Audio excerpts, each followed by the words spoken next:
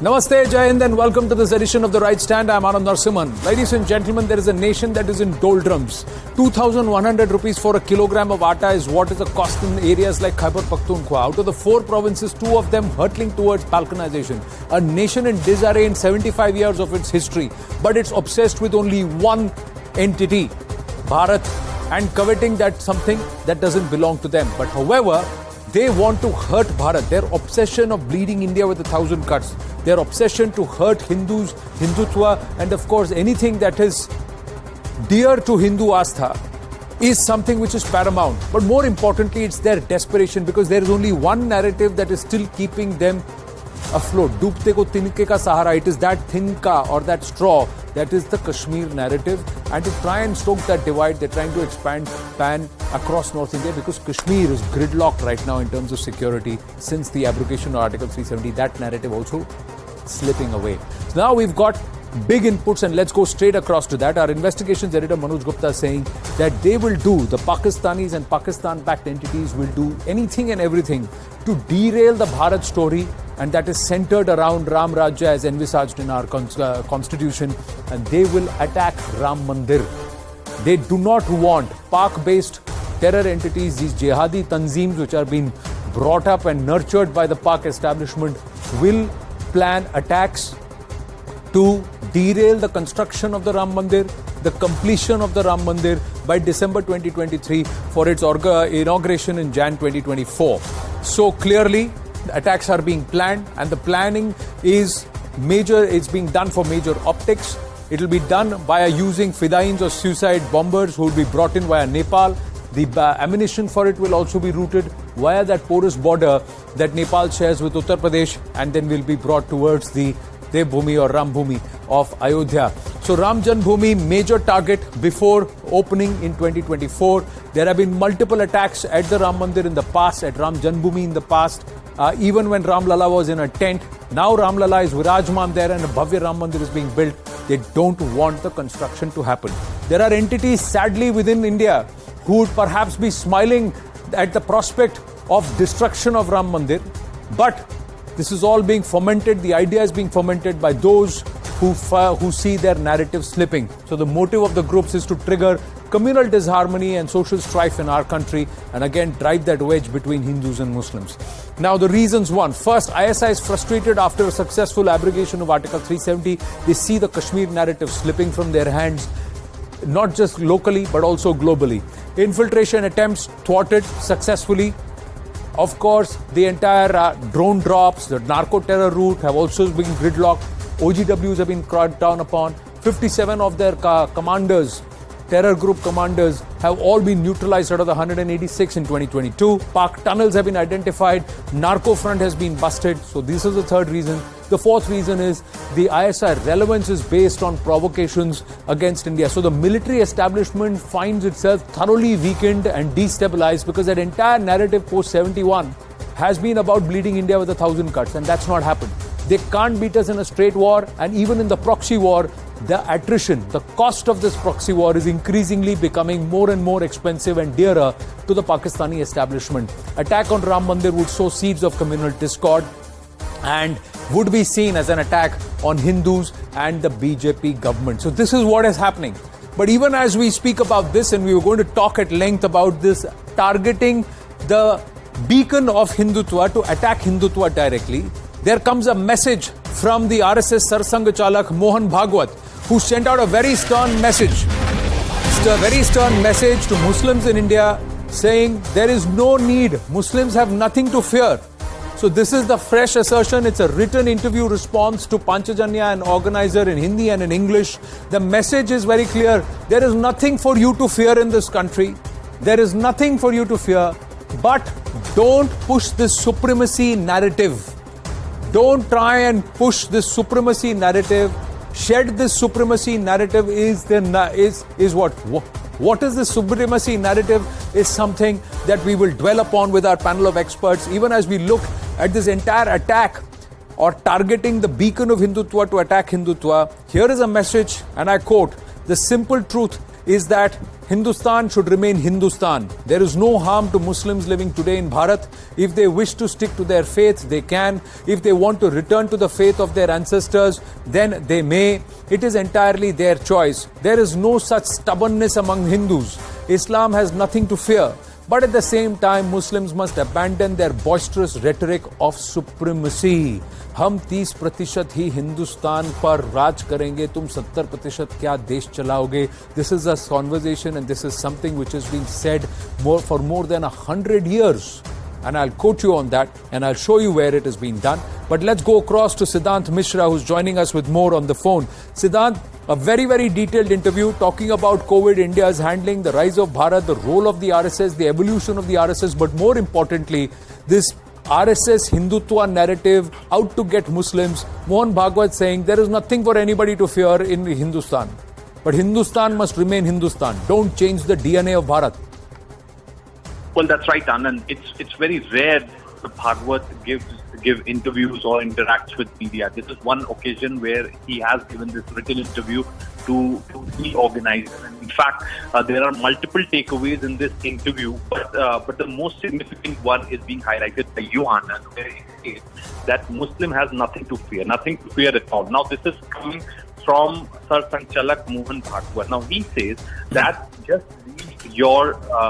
leave your idea of narrative supremacy. This is what Mohan Bhagwat has to say for the whole of Muslim community living in India. He also adds on to say that even if you want to stick to your faith, you can, and if you want to return to your ancestral faith, then you may. There is no boundaries at all. But all we want you to do is to leave the narrative of supremacy. So it's a big message which has come from Mohan Bhagwat, Anand, and especially at a time when, the critiques of RSS, the entire lobby which has been criticizing RSS and the entire right-wing ideology have been saying that the country is becoming difficult for Muslims to live. And in fact, there is not just a narrative which is being run in nation but international. In fact, Mr. Bhagwat has also referred to that how over 1,000 years there have been multiple international conspiracies against Hindus living in India, and so it happened. So he says that war is still going on, but he has assured most of the population living in the country that there is nothing to fear at all. Right. Thank you for your inputs. Our guest with us, Dushyant Sridhar, Vedic speaker and writer with us. Neeraj Atri, author, Brainwashed Republic, is also with us. Sushant Sareen, senior fellow, ORF with us. Major General K.K. Sinha, defense analyst with us. Vinod Bansal, VHP national spokesperson with us. Namaste, Jai Hind to everybody. Gentlemen, developments have happened just as we were going live, and that's why we've incorporated this, because it's all part of what we were going to discuss. There are those who want to destroy the beacons of Hindutva. There are those who day in and day out abuse everything that is Hindutva or that is Hindu. There is a narrative to dismantle Hindutva. So all of these aspects are perennial attacks on Hindutva. So when you target a Ram Mandir, is it attacking the beacon or targeting the beacon to attack Hindutva per se, was the core thought.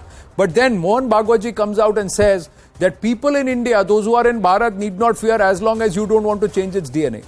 And then he's also telling them, drop the supremacy narrative. Now, what is the supremacy narrative? I will try and understand from you, and we'll also talk about it in detail. But I'm just reading out some more passages, excerpts from that interview, gentlemen, before I come across to you. Claiming that the Hindu society is in the midst of yet another war, Mohan Bhagwat said, this war, and I'm quoting him here, this war is not against an enemy outside but an enemy within, but against an enemy within. So there is a war to defend Hindu society, Hindu dharma and Hindu culture. Foreign invaders are no longer there, but foreign influences and foreign conspiracies have continued. Since this is a war, people are likely to get overzealous. Although this is not desirable, yet provocative statements will be uttered. And this is from both sides. That's what he means. You see, Hindu, and I further quote him here, you see, Hindu society has been at war for over 1,000 years. This fight has been going on against foreign aggressions, foreign influences and foreign conspiracies. Sangh has offered its support to this cause, so have others. There are many who have spoken about it. And it is because of all these that Hindu society has awakened. It is but natural for those at war to be aggressive. Unquote. Mohan Bhagwat has said this to the RSS affiliated magazines, organizer and Panchajanya. It's a likhit interview, written interview. So every word has been thought about, every word has been spoken of with great measure, and obviously it's been vetted in great detail. So let me ask Dushyant Sridhar, Neeraj Atri, Sushant Sareen, General KK Sinha and Vinod Bansal one by one to weigh in on this. And I'm going to start with Neeraj Atri. Neeraj Atri, agree, disagree with what Mohan Bhagwat has said? And of course the overall larger aspect of no matter what, they want to attack, target Hindutva beacons, Hindutva icons, but attack Hindutva, dismantle Bharat. Anand, I partially agree and partially disagree. I agree that Muslims have nothing to fear in Hindustan. On the contrary, it is the majority of the non-Muslims who have to fear. And for that, the stats speak for themselves. From 1947 onwards, if we look today, in 1947, the Muslim population was a little under 10%. In 2011 census, it is touching 14%. And in 2021, which we will be seeing, it will be higher than that. So there is no doubt Muslims have nothing to fear because they're flourishing in this democracy, in this Hindustan, because the overall ethos is Hindu. That is why they are flourishing. But what Mohan Bhagwat has missed is that it is for the non-Muslims and especially Hindus who have to fear. And that fear is very real, very rational, because like you rightly mentioned that there is a supremacist tinge or an element. And that element we daily hear 5 times on daily basis, which is blared from loudspeakers, La ilaha illallah. Now, this in itself is supremacist, that there is this one particular imaginary God who is worthy of worship and no one else deserves to be worshipped. This otherization of gods is inbuilt in the theology of Islam. That is point number 1. Point 2, the other otherization is between Muslims and non-Muslims who are generally clubbed under the title of kafirs or kuffar. And as long as there is non-Muslims are existing, till that time Muslims are supposed to wage a jihad or a qital. In fact, we've been confounding the two terms. If you look at Quran, jihad appears 35 times, but a far more important word is qital fi sabilillah, which means fighting to kill in the way of Allah. And that term appears 125 times in Quran. And what we have to remember is that this is not a law and order problem. This is not across the border problem. This is a theological problem which is inherent in the Islamic creed itself. Right. So unless and until, and what we have to understand is that a very large number of Muslims are also victims of this Islam because they are being used as cannon fodder by the Maulanas and Maulavis. So taking a compassionate view, what we must ensure is that all these Muslims who have been held to ransom by their clergy, they are brought out of the clutches of such a supremacist ideology. That will be better for not only Muslims, not only non-Muslims, for our entire nation to flourish and to develop. And probably this is the portion which I disagree with Mohan Bhagwat ji. Otherwise, he is absolutely correct that Muslims are flourishing over here. They have nothing to worry. On the other hand, what we must worry about is the sovereignty, the integrity of our country. And you rightly said that they are targeting the beacon of Hindutva. That is because it is inherent in this ideology that they are going to keep on waging this relentless war unless they can either they succeed or the opposite party succeeds. There is going to be no midway, no middle path is available over here. Right. Now, the point is, but there are a lot of people who are moderates. There are a lot of people who do not agree with the entire theological basis that Neeraj Atri you have identified. But this supremacist narrative, Sushant Sareen, where do you stand on this? Anand, I think what Mr. Bhagwat said, I think is unexceptionable. One could quibble about certain terms and certain expressions he has used, and I will have my own quibbles on that. But I think, number one, whatever he has said is going to be misconstrued by the usual suspects. And I suspect that it will also fall in a lot of deaf ears. People will attribute all kinds of motives to him. But having said that, I think more than supremacism, I suspect that we see supremacism more in countries like Pakistan and Bangladesh, which are actually Muslim majority countries, which are Islamic countries. than in India. I think in India what we are seeing is a kind of Muslim exceptionalism that they want. Where I disagree, for example, with Mr. Bhagwat. Yes, as far as religion is concerned, they're free to practice it, right? Nobody stops anybody from doing anything, right? Unless, of course, it's against public order. But you cannot demand certain things which are antediluvian. Right. You cannot demand certain things under your faith, so as to speak, which do not conform to a modern world. For example, child marriage. Like we're hearing a lot of Maulana saying that, as soon as a girl gains puberty at 9 or 10, she is fit to be married. I don't see how any civilized society in this day and age can accept that. Right. So I think there is a responsibility upon the Muslim community also to understand that they need to start moving with the times without giving up their faith. Nobody questions the faith. Secondly, and I think that is equally important, that the Muslim community has to get over this thing that politically they are marginalized, which they are, in many ways. Because the moment you start talking about minority vote banks and consolidating the minority votes, then there is a counter consolidation which takes place and you lose out, right? Which is exactly what has happened. So rather than understand what is happening and then, try and become part of that mainstream, if you continue to marginalize yourself, then you will continue to get politically marginalized. Correct. And then you have nobody else to blame but to you. And then to complain that there is politically marginalization, that your vote does not count anymore. Right. I don't think it really stands to logic anymore. So I think that is a second thing which they need to start looking at. And finally, I think what the Muslim community needs to understand is, and needs to distinguish, is that one, there is a lot of noise in this country. There's a noise from all sides, right? And you have to learn to ignore the noise.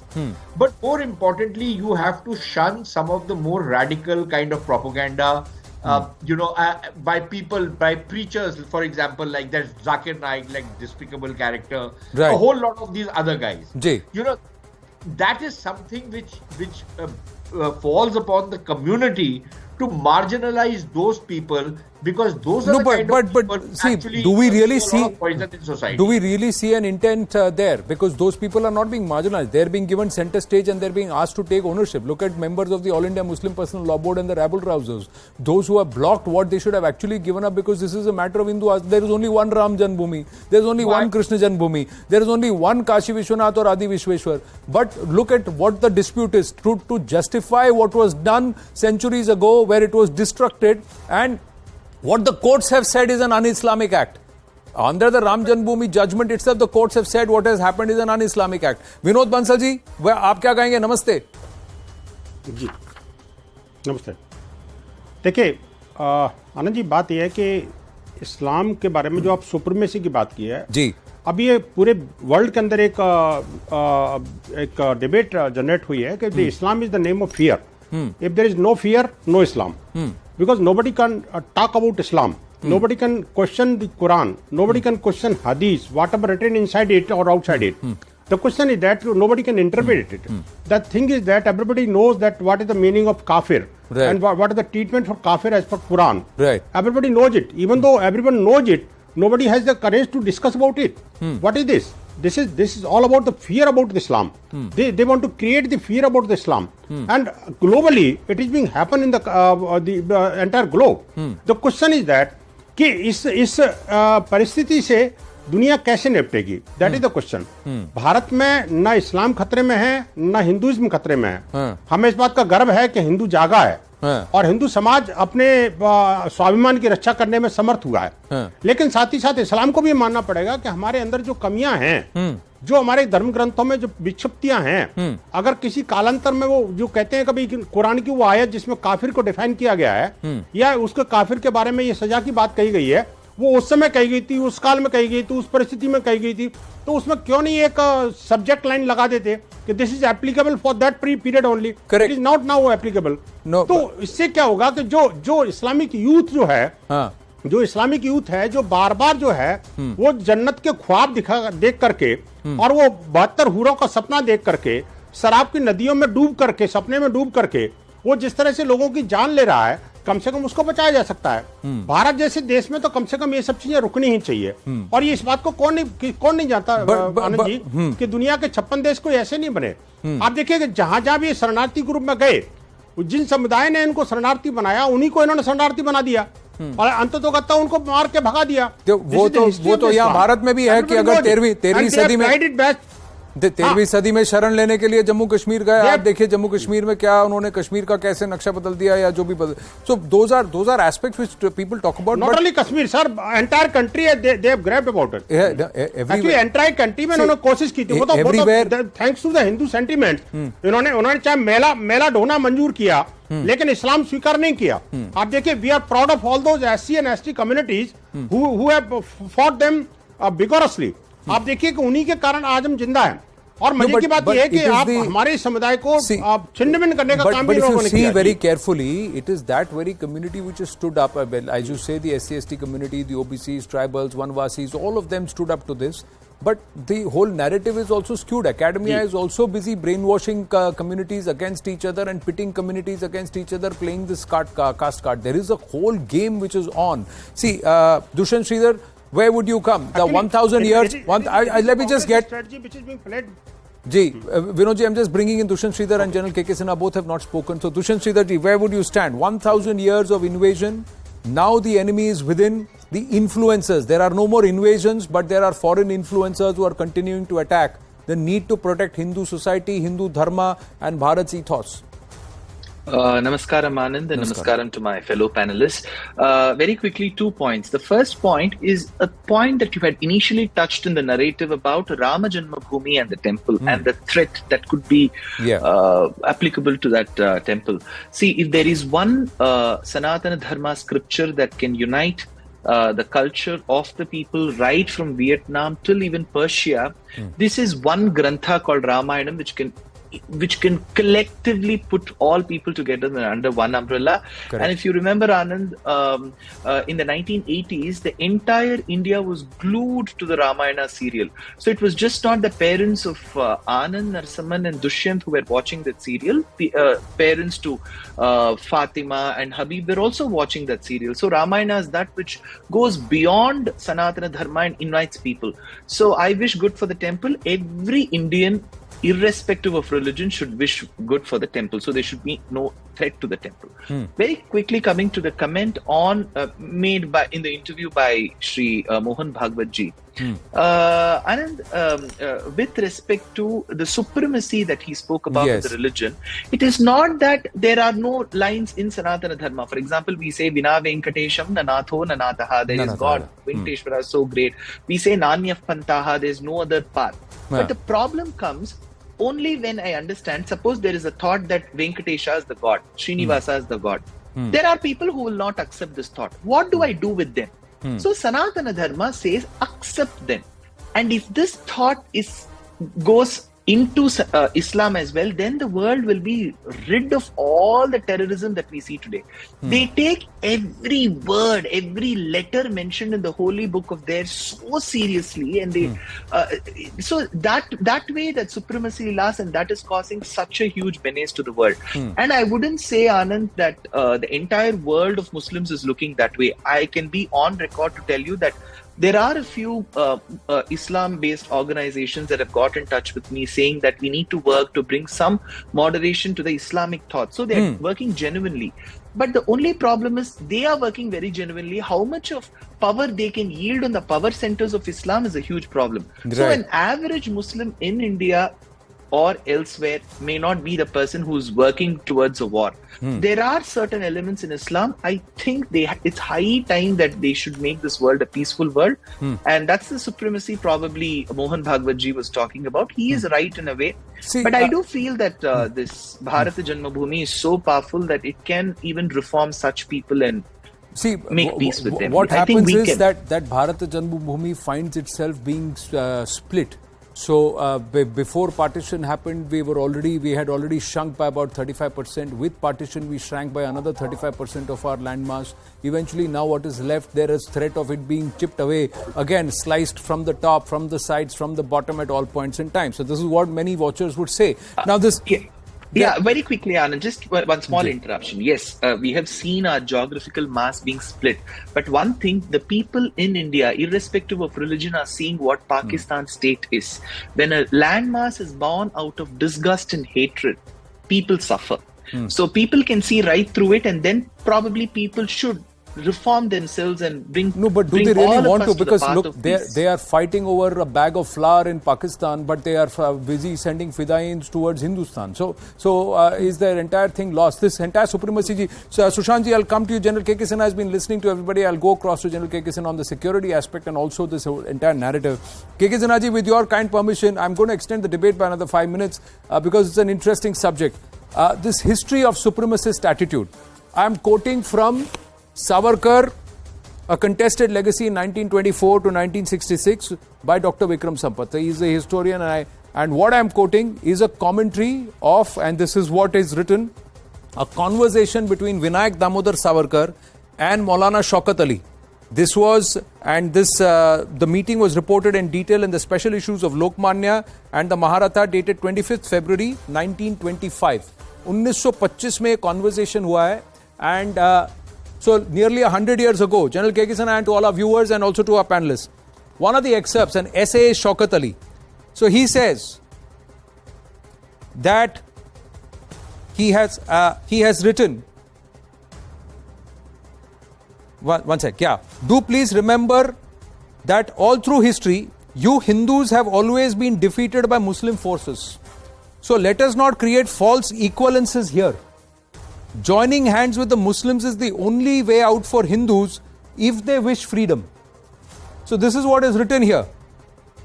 He is saying this. This is Maulana Shaukat Ali in 1925. This is the attitude he is saying. And why? Because Vinayak Damodar Savarkar says, you drop the Khilafat movement and I will drop the Shuddhi movement. So the argument continues, and this is what he says. Muslims have been converting Hindus for such a long time. It is not a new thing that has come up now. It is your Shuddhi that is a new phenomenon that sows seeds of discord. So Tabligh is inherent and we will do it. We will continue to convert you. But you don't invite people to come back into Hinduism. General K.K. Sinha, this is where the supremacist attitude in 1925 by Maulana Shaukat Ali is displayed. And this is the kind of tone 100 years ago. Today again it's the same people who believe कि हिंदुत्व कैसे खड़ा हो सकता है, राम मंदिर कैसे बन सकता है, हिंदुओं को उनकी जन्मभूमि पे मंदिर कैसे मिल सकता है. We have to break this. Good evening and Jai Hind, Narsimhan. Please give me at least 2-3 minutes. Yes, please take your time, sir. Yeah. Narsimhan, first thing, I'm very pleased that, you have brought it historical perspective, and the people who are sitting in that, on the panel, they have brought it, Islam and Hindutva in the light they are, they have perceived. But from security point of view, when you analyze what the supremacy theory is, what is, how it has been entrenched, and what Mr. Bhagwat has been speaking and has spoken is, something very relevant. Everyone who's sitting in the panel has, willy-nilly or some way discarded that. See, Bhagwat is saying Muslim. You have to understand what is Muslim, what is Islam, and what is radicalized Islamic jihad. These things until unless you understand and exactly what you are quoting from the Savarkar and Shaukat Ali, that it happened. Otherwise, India, you say, this debate, why are you not coming that how the Pakistan and now the Bangladesh, they were divided. India, when you talk it, in a greater sense, it was Islam, it was the same thing. It has that they can't stay with you. Two-nation theory came out of what? And today when you are saying that, this is not a threat, in India is absolutely, we should live. There is no threat to the Muslim over here who decide to stay with us. But if you discard, that radicalized jihad, Boko Haram theory, then what will happen? What Jaul Haq did it after 30 years before, 30 years back. He will do it, and he will do it again. And mind you, we have been fighting for the last 30 years in Jammu and Kashmir. And from security point of view, we have been, discussing this, but unfortunately, it has not been coming out in public and doesn't come out in that debate. Mr. Bhagat brought it up. Why? Just tell me why we are not talking about the Talibanization. Talim is the student. Talibanization is the student movement in the mosque. It is started, whether it started in Jammu and Kashmir, whether it started in UP, in Saharanpur, whether it started in other part of the world, people are talking about it. When the Taliban, the same Taliban, we are not giving the name here. What is Muslim, these organizations coming up? Why in the mosque, when the people are being taught, why can't we be straight? Why we are, we try to create a hypocrisy around this. When you analyze the security, challenges, you have to cater for. And this is exactly Mr. Bhagwat is speaking. There is no, Muslims should not have a problem in India. We are ready. Muslims are there in the fighting forces. We know what exactly. We go to mosque, we go to church, we go to temple. We know what is Sab-Dharm. But when it comes down to radicalized Islamic Baku theory, that theory has to be spoken. And this is you're speaking that what you are seeing, what is happening in the down south, what is happening into the all over the pan-India. This is exactly what happened, but no one discusses about it. I'm very happy that you have quoted 1925 literature, and that is a proof. No, see, there is, he's not the only one. There are many historians and there are many others who will be quoted. I have this right in my hand, so that's why I wanted to quote an authentic source. There are other leaders who have been quoted saying that India has to be ruled by the 30% Muslims. In 1857 also, after the mutiny and thereafter, why is it that the whole narrative was that it has to be a Mughal or it has to be back to Mughal rule? It was not even thought about as a unified India and a dominion and an elected democracy. So there are also historians who have quoted this. Yeah, yes, General K.K. Sinha, and then comments from Sushant Sareen and also Vinod Bansal. They all raised their hands one by one. Yeah, Al-Qaeda magazine, just read that in December edition. What they say, Ram Mandir will be demolished in the name of Allah. And they are, this Al-Qaeda magazine, if you read it, it is what? And when, the General Asim Munir, who was the DG ISI in the month, from October 2018 to 2019, and now he has come back again. Pulwama happened that time. And when the threat is being talked about, someone is just saying nothing will happen in Ayodhya. On 6th February 2013, there was a terrorist attack in Babri Masjid. Correct. It was a high, because of the security forces, 6 terrorists was killed. And someone is giving, on a flat that nothing will happen in Ayodhya. No, nobody is saying that nothing will happen. It is this obsession, and we have to call this out. Sir, point is that there are people who are gone cases who are so psychotic in their behavior that they have their own house in disarray, sab kuch toot gaya, barbad ho gaya, but they still want to go ahead and covet what does not belong to them. So, but that's the mentality which is real. But we also have to wake up. On death. We also have to wake up, General K.K. Sinha, we have also got to wake up for what we need to do as a society and what we need to do as Bharat. Now, the message that that Mohan Bhagwat has said has just come in when we are going to have this discussion, and perhaps it's timely because it also looks at both sides of the coin. Sushant Sareen and then Vinod Bansalji. Yes, Sushant Sareen. Yeah, Anand, very quickly, I just wanted to take something which Sridhar said a little forward. When he talks about many Muslim, communities and organizations which approach him, there are many of those Muslims who are saying that, look, we need to move forward. Yeah. We need to give up, the Shaukat Ali kind of thinking. We need to give this up. We live in a pluralistic society. We live in a composite culture. We need to take this forward, right? But tell me something. Since 1947, including the current government, which government in India has ever tried to strengthen these voices?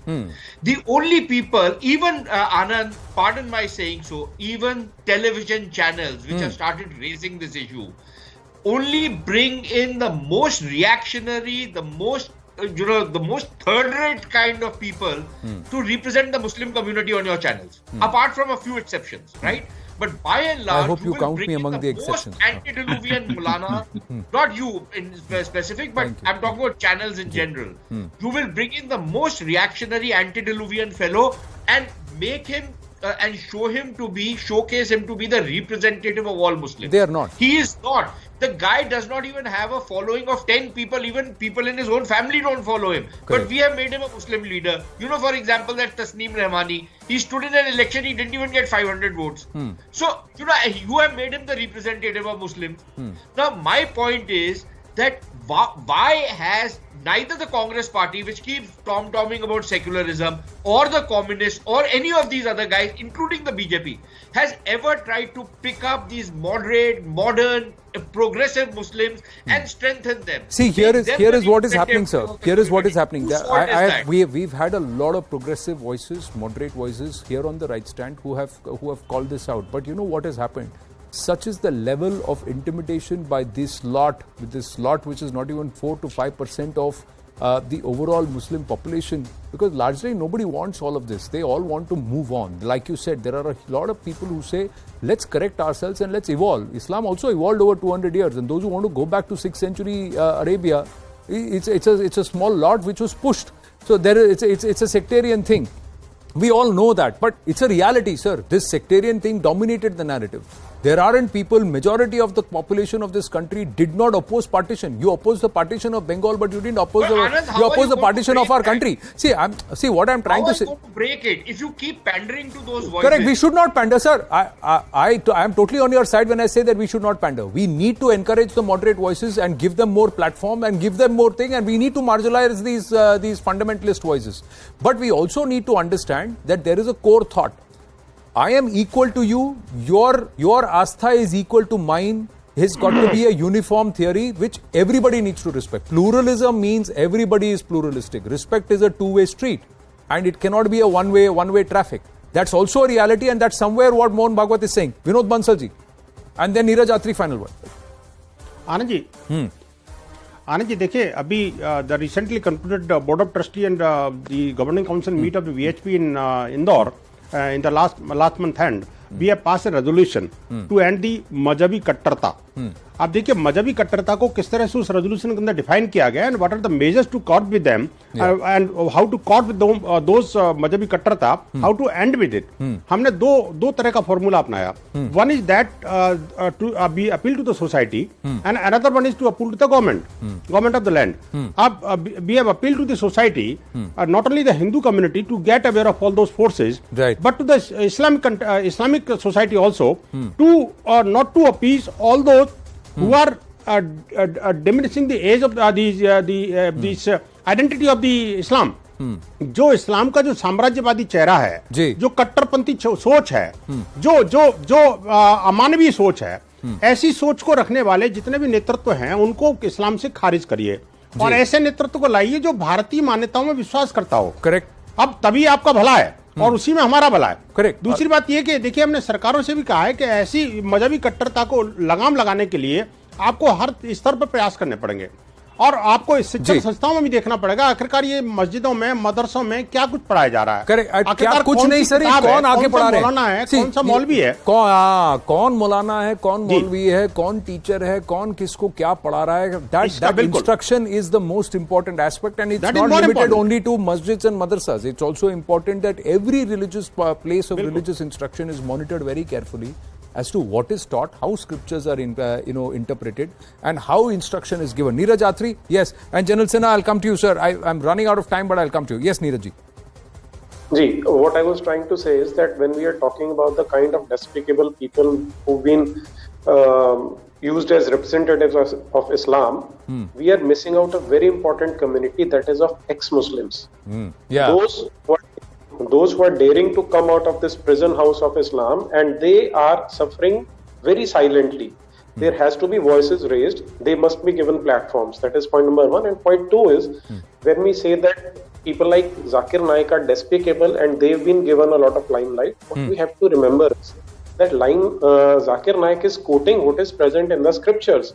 If he is despicable, the scriptures that he is quoting are equally despicable, and we have to take care that we must not spare the fundamentals and go after the fundamentalist. We must, as a society, consider that Islam is fundamentally the problem, and unless and until we take all Muslims from the fold of Islam and bring them into our mainstream, this problem is going to remain. Right. So we have to shun over this political correctness and no, it's not about political correctness. What I believe is that we are a pluralistic nation. We are not a secular country. This whole word secular has been debased to the core. The reality is government has to be secular. The people per se are pluralistic. The ethos of Bharata is pluralistic. That means everybody has equal rights to practice what they believe in, and it is about samabhava. Dharma sarva dharma samabhava. I am superior to you, you are inferior to me is not something which should define Bharata. The moment you get into pushing that kind of a narrative, then you are trying to change the ethos of Bharata, and that is on a Hindu parampara. That is why we are Hindustan. We are Hindu not because of a religion, we are Hindu because of a philosophy that believes in pluralism. That's where it is. General Saab, my apology, I'm way over time. I've actually pushed this debate because it's so interesting and we've dropped the second one, but I have Kiran Bedi joining me on the other side, so I have to wind up. We'll take this conversation at greater length very soon. I thank you. Thank all my panelists for joining us. We take a very short break. When we come back, the former LG of Puducherry, Kiran Bedi joins us. She takes the right stand and she says it's up to the governor. It's on the conscience of the governor. I have gone through what Ravi is going through, she says. Stay with us.